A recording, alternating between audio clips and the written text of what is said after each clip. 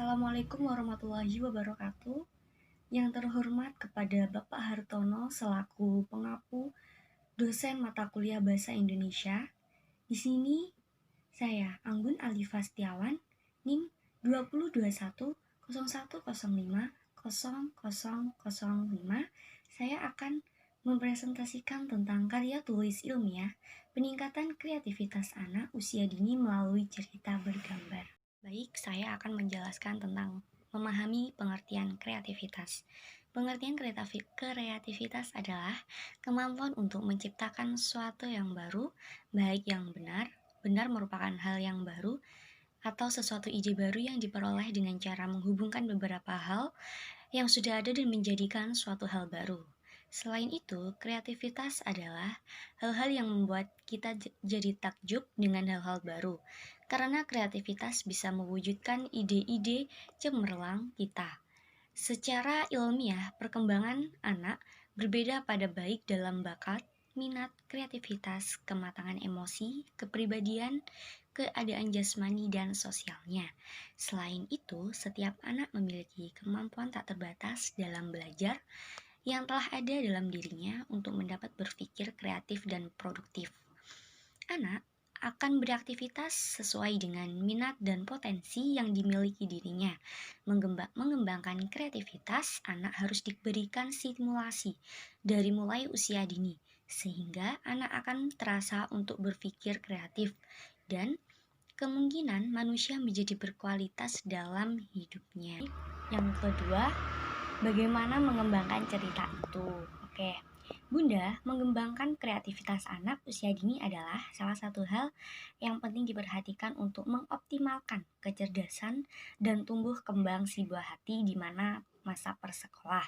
Selain nutrisi yang lengkap dan seimbang, stimulasi yang juga membantu untuk meningkatkan kreativitas si buah hati. Stimulasi yang tepat dapat membantu meningkatkan perkembangan otak, sehingga di masa depan si buah hati memiliki kreativitas dan kecerdasan yang optimal. Salah satu stimulasi yang bermanfaat untuk perkembangan kreativitas buah hati di masa prasekolah adalah kegiatan membaca buku dongeng.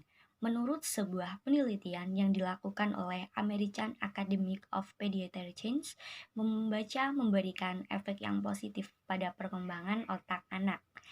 Tak hanya meningkatkan kreativitas, membacanya dongeng juga punya banyak manfaat positif bagi perkembangan si buah hati. Baik, yang ketiga yaitu meningkatkan imajinasi untuk cerita bergambar.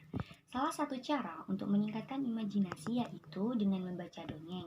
Selain dalam kehidupan sehari-hari, kita juga bisa berimajinasi saat membaca ataupun mendengarkan dongeng. Ketika kita membaca buku dongeng yang tidak bergambar, kita akan membuat visualisasi di otak tentang kejadian yang kita baca. Misalnya, kita membaca dongeng tentang kucing yang dikejar anjing. Gambaran kita mungkin berbeda dengan orang lain yang juga membaca dongeng itu.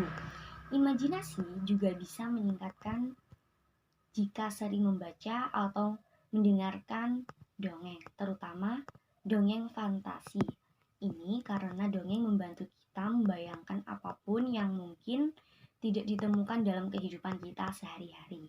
Kita bisa membayangkan bagaimana hewan bisa berbicara, putri yang tinggal di istana, hingga tokoh dengan kekuatan super. Hal-hal seperti ini tentunya jarang atau mungkin tidak bisa ditemukan di dalam keseharian kita.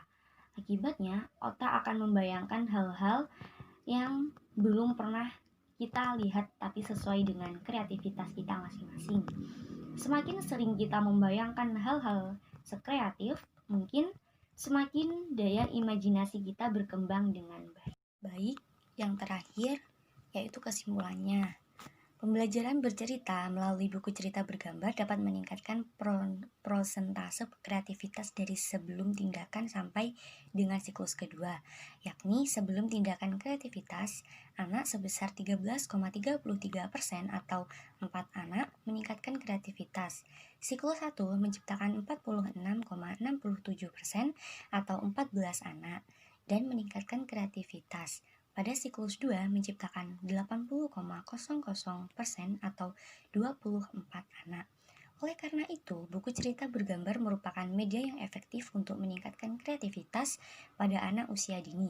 Hal ini karena buku cerita bergambar merangsang anak untuk berpikir kreatif.